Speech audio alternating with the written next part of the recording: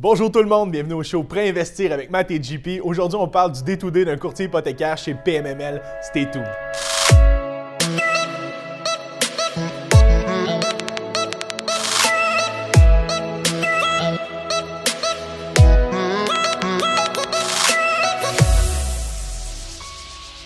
Bonjour tout le monde, Jean-Philippe Paradis, courtier hypothécaire chez PMML. Mathias Haché, courtier hypothécaire chez PMML. Bienvenue à notre 4e show de Pré-investir avec Matt et JP. Avant de commencer, Mathias, on doit quand même souhaiter bonne année 2020 à tout le monde qui nous regarde. Bonne année 2020. Dites je t'aime à ceux que vous aimez. Et puis par la suite, on va regarder la prospérité. On va souhaiter bonne acquisition future et on va pouvoir vous aider au travers ça, à travers nos vidéos. Alors, donc aujourd'hui, Mathias, on parle de quoi? On parle du day-to-day des courtiers. On se fait souvent parler de ça. Hein. C'est quoi, comment qu'on vous approche, comment qu'on vous parle d'un dossier qu'on a envie de regarder, comment vous aimez ça, vous? Parce qu'ils nous posent souvent la question. C'est vraiment le sujet de la À quel moment se faire contacter? Quelle exact. information vous devez nous fournir un premier contact? Est-ce qu'on se communique par Messenger, par téléphone, par texto? On va essayer de démystifier tout ça. Il n'y a pas de bonne façon de faire. On va juste vous dire de la façon que nous, on préfère travailler. Initialement, toi, JP, comment tu aimes ça quand les gens prennent contact? De quelle manière tu aimes planifier un dossier? Bien, idéalement, Mathias, on le fait un raconte téléphonique. Donc, on prend un rendez-vous téléphonique. Comme on couvre le Québec en entier dans le financement hypothécaire, on n'est pas exclusif aux clients PMML. Donc, on peut financer monsieur, madame, tout le monde qui ont des immeubles ou qui veulent en acquérir. On prend une rencontre téléphonique, on prévoit une heure, une date pour discuter avec le client. Et à ce moment-là, on discute un peu du profil d'investisseur, parce que la discussion qu'on va avoir avec un client n'est pas la même qu'on va avoir avec un autre client. On va adapter notre discours avec... Profil investisseur, sa vision aussi. La vision est très importante. Où on veut aller? Est-ce que toi, tu veux acquérir un 6 logements puis tu vas arrêter là parce que, bon, bien évidemment, tu planifies une retraite puis tu veux juste te garder ça en backup? Ou est-ce que tu désires faire l'acquisition d'un parc immobilier? Je pense que les mots vont être différents de chaque investisseur. Préfères-tu avoir du neuf, un immeuble neuf pour ne pas avoir d'entretien ou moins d'entretien à faire? Préfères-tu quelque chose qui est plus vieux, mais mettre ton sac à clous puis aller faire des travaux dans l'immeuble? Tout ça est important de le discuter parce qu'après ça, le profil d'investisseur va être modifié, le financement va être modifié, les recherches vont être modifiées par rapport à ça. Exactement. Donc, est-ce qu'un client qui t'écrit sur Messenger, comment tu... Parce qu'il y a plusieurs... Suite aux vidéos, puis en passant, on apprécie que vous nous écrivez. Continuez à le faire. C'est vraiment intéressant. On parle avec vous, on échange avec vous. Même si ce n'est pas pour un dossier qui est concret, du moins, ça va peut-être être concret un peu plus tard. N'hésitez pas à échanger avec nous. Mais sur Messenger, c'est difficile. C'est difficile, mais on est rendu en 2020. Je pense que la communication est sous toute forme. Donc, il n'y a aucun problème de se faire contacter par Messenger. Ça m'arrive régulièrement. Instagram, texto, Ce que moi, je fais, c'est que je donne mon courriel. Parce qu'on regarde nos courriels à tous les jours. Au final, on rentre au bureau, c'est la première chose qu'on fait. On regarde nos courriels. Fait que je ne sais pas si toi, tu procèdes comme ça. Moi, quand quelqu'un m'écrit sur Messenger, Instagram, peu importe, je lui donne mon courriel. Donc, je lui demande de m'envoyer ses questions pour qu'on puisse se prendre un rendez-vous téléphonique par la suite puis regarder son dossier. Exact. Donc, si les personnes n'ont pas notre courriel, ça ne me dérange pas de me faire contacter d'une autre façon. Exact. Mais j'aime bien centraliser dans mes courriels parce que le système PMML qui est fait, le back-office qui est fait, il est excellent pour synchroniser nos courriels avec le moment de suivi, exactement la date qu'on doit rappeler le client, tout est là. Fait que de cette façon-là, je ne peux pas vraiment perdre d'informations ou de suivi. Tandis que Messenger, je m'en charge dans ma vie privée, dans ma vie professionnelle. Donc, des fois, ça devient un petit peu difficile de filtrer tout ça. Premier contact, aucun problème, mais rapidement, je vais diriger les gens vers mon téléphone pour un appel ou vers mon courriel. Parfait. Donc, chose réglée, chose faite. On va parler parce que là, on parle qu'on aime bien prendre un rendez-vous téléphonique avec le client. On parle de quoi dans ce rendez-vous téléphonique-là, en fait? Parce que là, c'est bien beau, mais on parle de la vision du client, on parle de la stratégie. Si le client possède déjà des immeubles, on regarde le portfolio de l'immeuble du client aussi. Donc, est-ce qu'il y a un 6 logements que lui, il désire refinancer, mais qu'au final, si on regarde le big picture de son profil, on est capable d'aller chercher un taux d'intérêt qui est préférentiel parce qu'on a un plus gros prêt à amener au prêteur. Ça peut être intéressant ça aussi, on l'a vu passer souvent. Exactement. Donc, des fois, les gens nous appellent pour un immeuble en particulier, puis en jasant avec lui, en discutant avec lui, on se rend compte que finalement, il y en a un autre qui va être dû dans 3 mois, l'autre dans 6 mois. Bien, si on regroupe tout ça, on a plus de pouvoir avec le prêteur pour avoir un meilleur taux d'intérêt sur les 3 immeubles, ça vaut la peine. Mais moi, la première question que je veux savoir, est-ce que c'est un achat ou un refinancement? C'est la base. Stratégie est différente, le financement est différent. Puis on en parlait un petit peu tantôt avant de commencer le tournage, justement. Bien évidemment, les gens ils me demandent souvent, on va-tu conventionnel, on va assurer CHL? Puis tu m'en parlais un peu, tu as eu des discussions dernièrement avec un client? Ça m'arrive souvent ces temps-ci, les gens, pour un achat surtout, un refinancement c'est d'autres choses, pour un achat, ils se demandent est-ce qu'on y va conventionnel ou SCHL? Et là, la voie SCHL, la prime SCHL vient tout de suite en discussion. Pour 30 ans, c'est 4,75 du montant du prêt. Les gens font des calculs assez rapides, donc ils se rendent compte que ça peut être des sommes assez importantes. Et rapidement, ils ont tendance à me dire, bien, dans ce cas-là, je vais y aller en conventionnel. Mon opinion, et les chiffres le prouvent, l'investissement, le retour sur investissement est toujours mieux avec la SCHL. Malgré qu'une prime assez importante, on a un taux d'intérêt qui est plus bas, on amortit sur plus longtemps, on met moins de mise de fonds. Exact. Et comme le retour... La première chose que je pense qu'il est important de dire, c'est qu'en conventionnel, on va sortir beaucoup plus de mise de fonds qu'en SCHL. C'est important de Et ça. comme le retour sur investissement est basé sur la mise de fonds, le cash on cash, la capitalisation, puis l'augmentation de l'immeuble, de la valeur de l'immeuble, est toujours calculé sur la mise de fonds. Donc, moins que tu mets de mise de fonds, plus que ton retour sur investissement va être important. L'autre chose, c'est que oui, tu as une prime à payer. Cette prime-là est ajoutée sur le montant du prêt. Et elle n'est pas prise en compte dans le ratio de couverture de dette. Ça vient de me venir à l'esprit. J'ai beaucoup de clients qui me disent « OK, je paye 20, 25, 30 000 de prime SCHL. Est-ce que ça va venir affecter le montant de financement? » Pas du tout. Non. Au contraire, avec un ratio de couverture de dette à 1,30, on rajoute un 25 000, on tombe à peu près à 1,24. Oui. C'est 1,24 qui est calculé et non 1,30. Sauf que nous, on le calcule 1,30 avant la prime. Exact. Et la prime vient s'ajouter par-dessus après. Ouais. Donc, le montant de financement va être plus élevé en SCHL parce qu'on ajoute, en plus qu'on va à 85 RPV SCHL si on veut, au maximum. Maximum 75 conventionnel. Donc, le prêt va être plus élevé en SCHL. En plus, on ajoute une prime. Malgré ça, on a un taux d'intérêt qui est plus bas, amortissement plus long. Donc, souvent, le paiement hypothécaire mensuel va être plus petit. Service de la dette moins coûteux. Avec la SCHL. Exact. Donc, ça dépend des cas, mais en règle générale, ça vaut vraiment la peine d'y aller SCHL. Bémol. Bémol, on a la même place. Hein? On s'en allait exactement à la même place. En achat, optimisation, ajout de logement, conversion de chauffage, grosse optimisation. La SCHL, c'est probablement pas la bonne stratégie. Il y a certains moments qu'on n'aura pas le choix parce qu'on a besoin d'une mise de fonds plus petite. Par contre, quand on veut faire une optimisation, faire un take-out SCHL, retirer toutes nos billes, je le dis souvent, mais retirer toutes nos billes du projet, eh bien, c'est là que ça devient intéressant le conventionnel. Le conventionnel est non négligeable. C'est la fois que je le propose le plus, c'est quand il y a une optimisation à faire. Et quand je pense par l'optimisation, Mathias, je ne parle pas d'augmenter de 25$ par mois les revenus. Je parle louer 2 locataires ou... Plus que ça. Okay. Ajouter des logements, convertir le chauffage, louer des parkings. Vraiment, là, il faut que les revenus explosent. Quelque chose que la valeur économique va exploser considérablement. Le revenu net d'opération va augmenter. Exact. Donc ça, c'est important. Dans ces cas-là, je vais suggérer conventionnel. Si je regarde ma propre business, ma propre clientèle, je vous dirais que je fais probablement 90% de prêts SCHL et 10% de conventionnel. Et ma business, c'est sensiblement la même chose. En fait, moi, je fais du commercial aussi, donc je peux conventionnel. Conventionnel, on ne le comptera pas, mais en multilogement, 90% et SCHL et beaucoup sont de l'externe aussi de PMML, on le disait tantôt. Et surprenamment, les clients souvent maîtrisent cette notion-là d'y aller conventionnel à l'achat, optimiser, refinancer SCHL. Ça, je pense que c'est su et connu. Par contre, quand on met les chiffres sur la table, il se rend compte que la mise de fonds en conventionnel est tellement importante. Surtout en optimisation, parce que l'immeuble n'est pas optimisé au maximum, donc elle a un déficit à quelque part. Là. Exact. Tu peux pas avoir le beurre et l'argent du beurre. Fait que si tu achètes un immeuble optimisé, il ne faut pas que tu t'attendes non plus à sortir une petite mise de fonds. Tu as le coût des travaux, bon, dans certains cas qui peut être finançable, mais bien évidemment, souvent, en règle générale, on va y aller de base, on va considérer qu'un immeuble est moins rentable, donc revenu net d'opération beaucoup plus bas, ce qui veut dire automatiquement une valeur économique moins élevée. Donc, qu'est-ce qui veut dire une valeur économique moins élevée? C'est qu'on va sortir plus de mise de fonds. Ouais, et souvent, la mise de fonds va être du simple au double en conventionnel SCHL. Exact. Ça peut être aussi marqué que ça.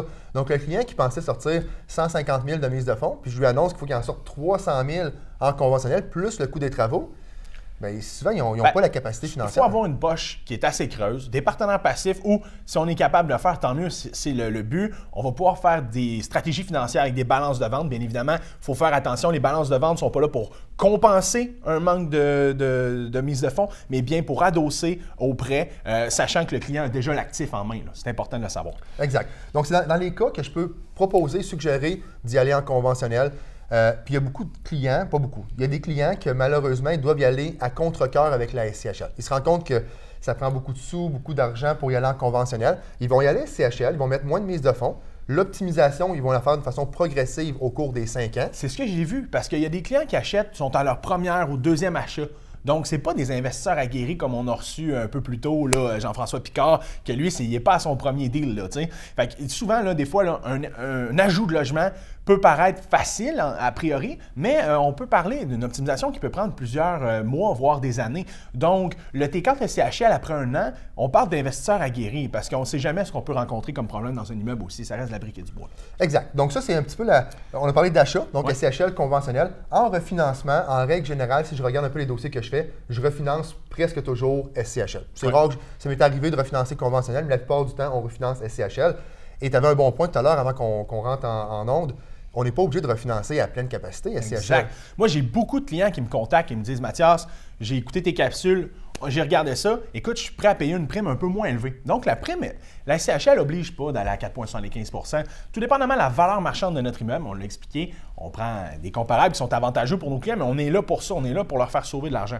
Donc, on va prendre un dossier, on va le présenter à la SCHL, on va défendre avec des comparables qu'on a à l'interne parce que, merci Seigneur, à l'interne, on a des comparables incroyables. On a des courtiers immobiliers à tous les jours sur le terrain qui font de la vente et tout ça. Fait qu'on est vraiment là, très, très poussé là-dessus. Et qu'est-ce que tu dirais, Mathias, à un client qui dit « Pourquoi j'irais SCHL refinancer à 75 % ratio pré-valeur? Je suis aussi bien d'aller en conventionnel puis éviter la prime. » C'est tellement facile. À 75 % de ratio de couverture, à 75 % RPV, on va avoir une prime qui est vraiment plus minime. Et souvent, les gens sont déjà SCHL ou du moins, s'ils ne le sont pas, il n'y aura pas de crédit de prime. Mais s'ils sont SCHL, ils vont avoir un crédit de prime. Donc ça, c'est à considérer. Premièrement, 40 % de crédit de prime SCHL, ça se prend bien. Dans la quatrième, cinquième année, exactement. Souvent, c'est souvent là qu'on se fait contacter. Par la suite, on va avoir un ratio interne, alors un ratio, un taux d'intérêt plus bas. Donc, le ratio au niveau du refinancement, on va être plus bas, alors on va avoir un taux d'intérêt plus agressif. Donc, le service de la dette va être moins coûteux et l'immeuble va être plus rentable. OK? Ça, c'est la première chose. Alors, taux de rendement interne, capitalisation, on va payer moins d'intérêt, plus de capital. C'est vraiment intéressant de ce côté-là. Donc, quand on regarde, là, quand on fait un pro forma, puis qu'on sort un pro forma, puis on présente ça à notre client, puis qu'on regarde un peu les taux conventionnels, c'est un no-brainer. C'est vraiment... Tout est là, tout est intéressant pour le client. Bien évidemment, s'il y a une prévision de vente à court, moyen, long terme, on peut comprendre. Ouais. Il y a certaines exceptions, mais somme toute, c'est vraiment une bonne stratégie.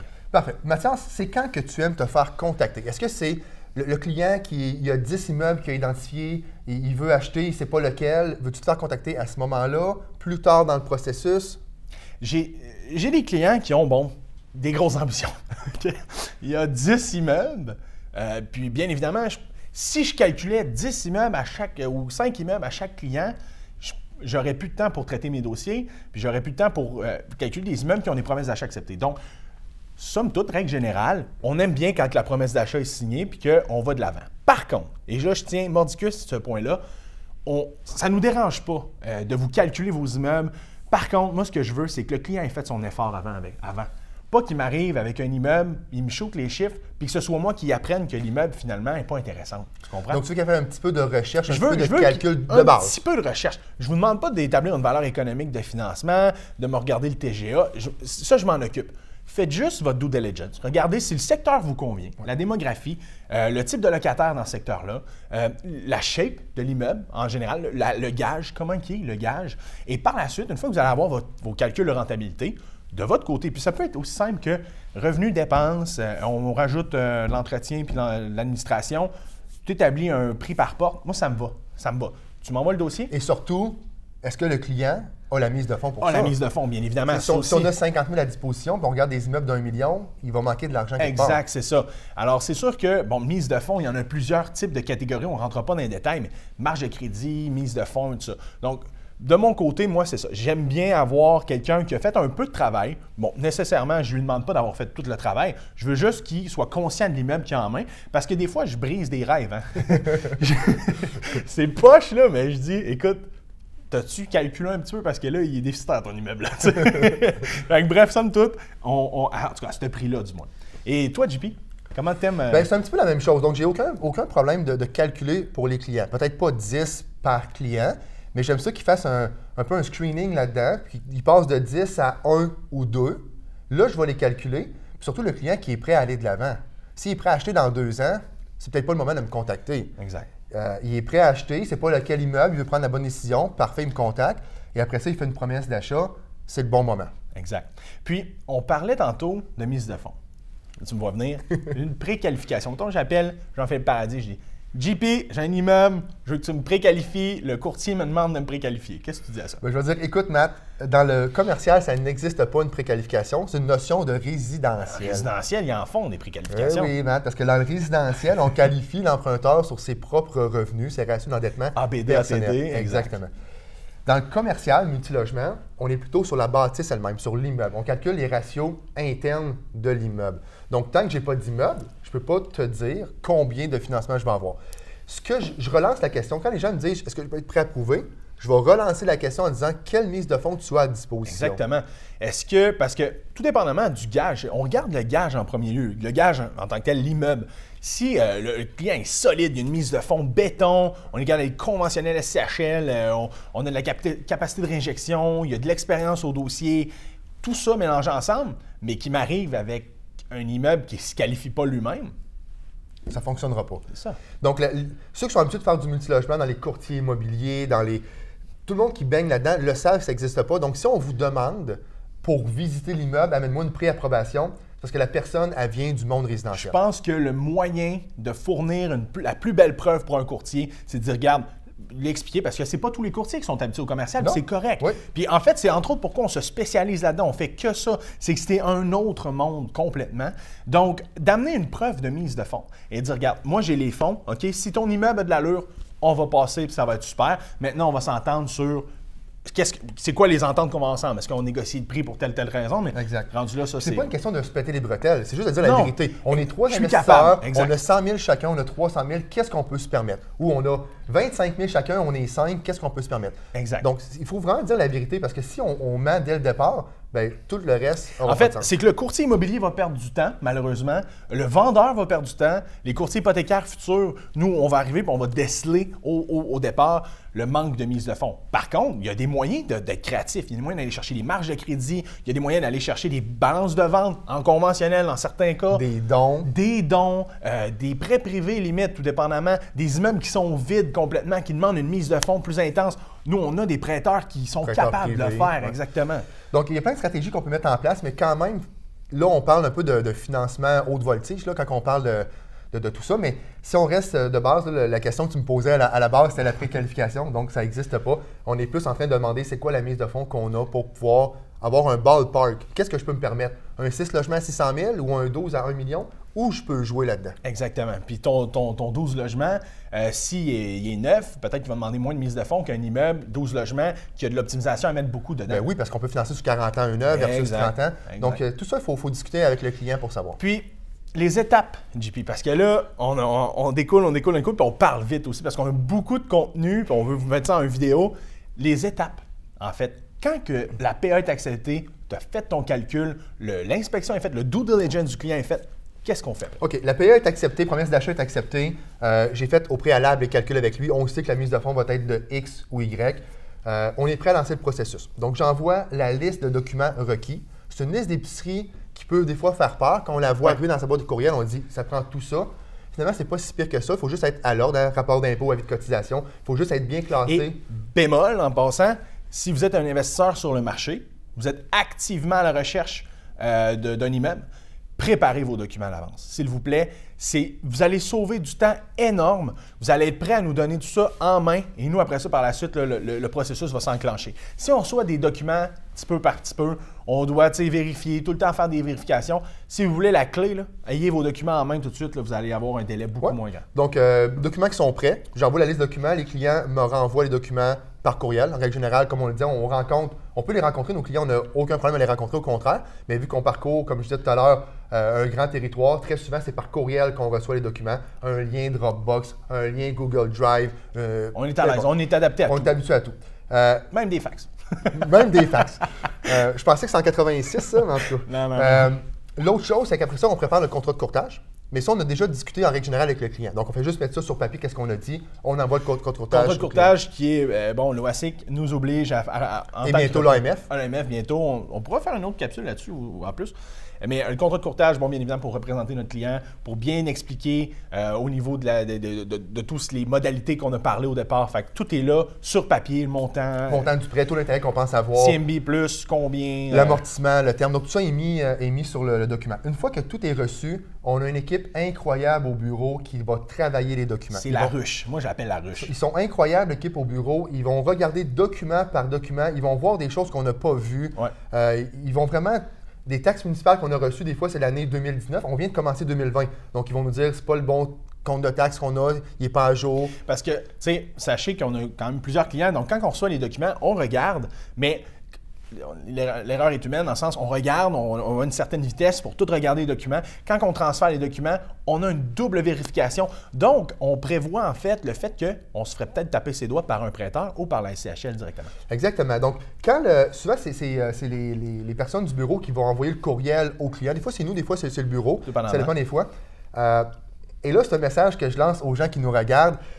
Il y en a qui trouvent qu'on est pointilleux. Bien oui, je pense que c'est la marque de commerce de PML. On a de la rigueur. Si le document n'est pas lisible, on va vous demander une copie lisible parce qu'on sait que la SCHL ne l'acceptera pas. Est-ce que vous désirez qu'on vous dise OK pour le document, qu'on envoie le dossier à la SCHL, qu'ils prennent le dossier et le mettent de côté parce que les documents ne sont pas illisibles, ou vous désirez qu'on vous le demande à la base, puis qu'on règle le dossier, puis que tout aille bien à la SCHL? La réponse est facile. J'aime mieux prendre 2-3 jours de plus avant de l'envoyer à la SCHL parce que finalement, le compte de taxe municipale, c'est pas la bonne année, parce que le bail est illisible, parce que l'avis de renouvellement, on ne l'a pas reçu. Mais une fois qu'on l'envoie à la SCHL, on n'a pas ou peu de réponses. Exact. Et que le dossier est complet dès le départ. Peu de questions, en fait. C'est beaucoup mieux ça. Ben oui, clairement. Puis, quand on soumet un dossier de 35 ans, qu'on va aller chercher 35 ans pour notre client, je n'ai fait un dernièrement, un immeuble. Somme toute, avait été rénové à moitié. Bon, mais c'est sûr qu'on voulait négocier avec le prêteur, avec la SCHL. On a envoyé le dossier, il était complet, il était super bien fait. Aucune question, approuvé, 35 ans. Et comme tu disais tantôt, on est tous des humains. La banque, la SCHL, on est tous des humains. Recevoir, et là je parle pour la SCHL ou la banque, recevoir un dossier qui est complet, qui est structuré, avec une table des matières, avec des photos. Parce que là, tu n'as pas parlé de la brochure. Là. C'est ça. Donc, une fois, j'ai sauté une étape. Je suis là pour toi, là, c'est correct. Je suis tellement dans le day-to-day. Oui, c'est ça, exact. Donc, une fois que les documents ont été vérifiés, que vous avez tout envoyé, que tout est lisible, que tout est à jour, il y a une brochure qui se fait. Une brochure qu'on envoie à la SCHL. C'est quoi ça, la brochure?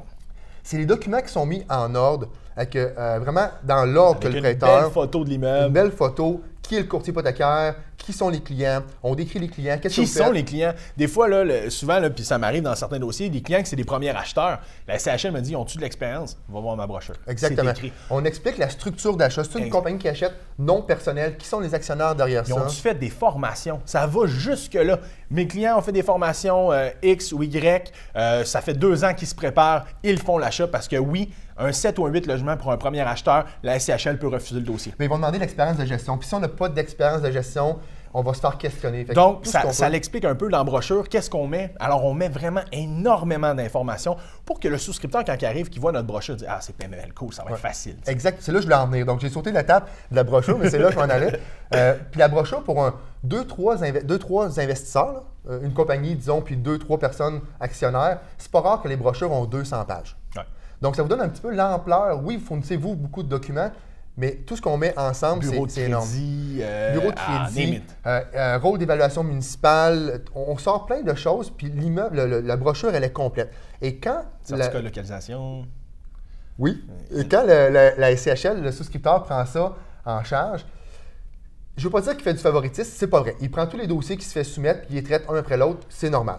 Par contre, quand il voit une brochure qui est complète, qui est bien structurée, puis que ça fait 8 brochures que tu envoies dans le même mois, puis qui est toujours bien faite, il sait qu'il ne va pas passer midi à 14h à chercher l'information. Elle va être à telle page, telle page, telle page. Ça nous aide beaucoup. Moi, un dossier réussi, c'est un dossier qui a quelques questions ou peu de questions ou pas du tout de questions. Ouais. Parce qu'on entend que des questions, ça peut arriver. C'est normal. Il va en avoir. Écoute, c'est sûr que leur but, c'est de loger canadien. Donc, ils ont des questions à propos des immeubles, voir un peu où on en est dans cet immeuble-là, la capacité de gestion du client, tout ça. Mais bref, somme toute, c'est des petites questions de base qu'on réussit à répondre facilement et qu'on a le certificat SCHL en main rapidement. Puis avec les délais présentement de la SCHL, c'est plaisant qu'ils ne nous posent pas 45 000 questions. Exactement. J'ai 2 dossiers présentement cette semaine. On est au début janvier. J'ai 2 dossiers présentement. Vous savez sûrement que 7 logements et plus, la SCHL se déplace pour visiter l'immeuble. J'ai eu 2 dossiers cette semaine de 12 logements, aucune visite. Ouais. Les photos parlaient d'elles-mêmes. La description qu'on avait de l'immeuble, on savait la finition intérieure, c'était-tu du plancher flottant, du bois franc, du tapis, c'était quoi? On savait exactement quoi. Ils ont dit tout est là, on se déplacera même pas. On vient de sauver 1 semaine, 10 jours. Donc, ça, on résume.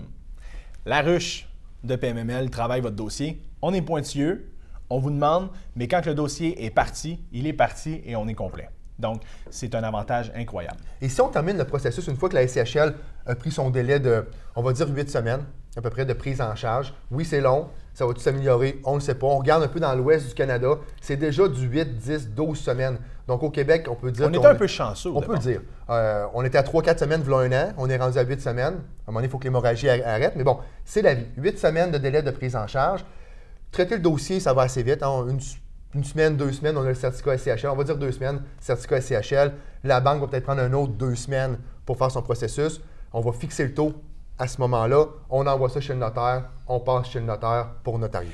Conventionnel, même principe, sauf qu'on n'a pas à débattre le dossier avec la SCHL, on dit directement avec la banque. Et on sauve le 8 semaines de délai de prise en charge parce Exact. que souvent, quand on l'envoie en conventionnel à la banque, et soit dit en passant, c'est le même processus. La brochure se fait pareil. C'est pas parce qu'on s'envoie dans une banque conventionnelle que je vais envoyer par courriel 8 courriels avec 4 documents joints. Exact. Non, on fait une belle brochure pareil. Et j'allais dire les banquiers, les directeurs de compte aiment bien ça, avoir cette brochure-là. Exact. Donc, on a terminé. Merci énormément pour l'année 2019. On a commencé nos podcasts, ça a été très, très, très réussi. Je pense que pour 2020, on espère juste avoir plus de gens qui nous écoutent, qui nous posent plus de questions, informer le plus de gens possible. Notre but, c'est de rester en surface. Donc, on ne veut pas entrer trop en détail. Notre travail, on le fait. Nous, ce qu'on veut, c'est que vous soyez ferrés pour faire votre recherche, pour faire vos acquisitions. Nous, on s'occupe de votre financement. Donc, si vous avez des questions, vous les laissez en commentaire, vous nous écrivez, moi et JP, et on se dit à une prochaine fois.